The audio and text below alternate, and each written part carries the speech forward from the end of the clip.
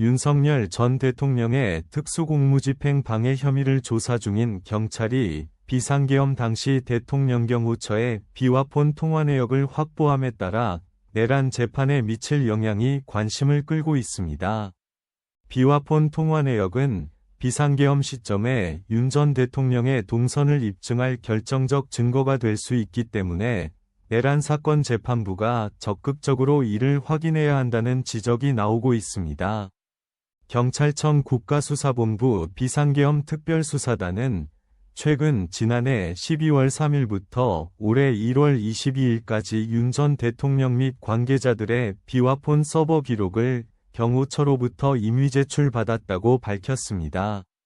특수단은 지난 1월 3일 고위공직자범죄수사처가 청구한 윤 전 대통령 체포영장 집행을 방해한 혐의로 윤 전 대통령과 김성훈 전 경호처 차장 등을 수사해왔습니다.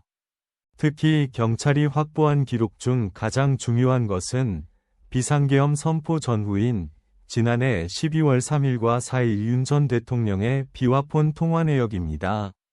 내란 사건을 수사 중인 검찰은 비와 폰 통화 내역을 확보하지 못한 상태에서 윤 전 대통령과 군사령관들을 재판에 넘겼는데 이는 윤 전 대통령 측의 반발을 불러일으키는 요인이 되었습니다. 윤 전 대통령의 탄핵 심판을 대리한 최거훈 변호사는 지난 2월 4일 헌법재판소에서 진행된 탄핵 재판에서 검찰의 공소장 내용이 일관되지 않다고 지적했습니다.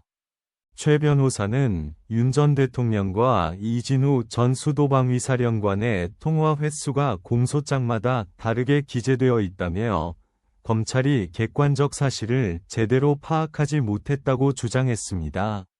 이는 검찰이 윤 전 대통령의 비와 폰 서버 기록을 확보하지 못한 데서 비롯된 문제로 보입니다. 윤 전 대통령 측은 내란 재판에서도 군사령관들과의 통화 시점, 횟수, 내용이 부정확하다는 점을 강조하며 국회의 비상계엄 해제 요구 결의안 의결을 방해할 의도가 없었다는 주장을 펼칠 것으로 예상됩니다. 이에 따라 경찰이 확보한 비와 폰 서버 기록이 내란 재판에서도 중요한 증거로 활용될 필요가 있다는 목소리가 높아지고 있습니다.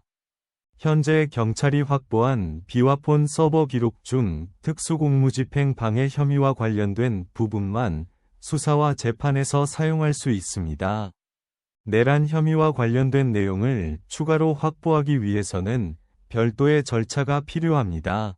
서울중앙지법 형사 25부가 사실조회를 진행하거나 직권으로 경찰이 확보한 서버 기록에 대한 압수영장을 발부하는 방법 등이 검토되고 있습니다. 특별수사 경험이 풍부한 한 변호사는 비와 폰 서버 기록이 윤 전 대통령의 내란 재판에서도 중요한 증거로 활용될 수 있다며 재판부가 적극적으로 관련 기록을 확인해야 한다고 강조했습니다. 이번 수사 결과가 내란 사건의 진실 규명에 큰 영향을 미칠 것으로 보여 향후 재판 진행에 주목이 집중되고 있습니다.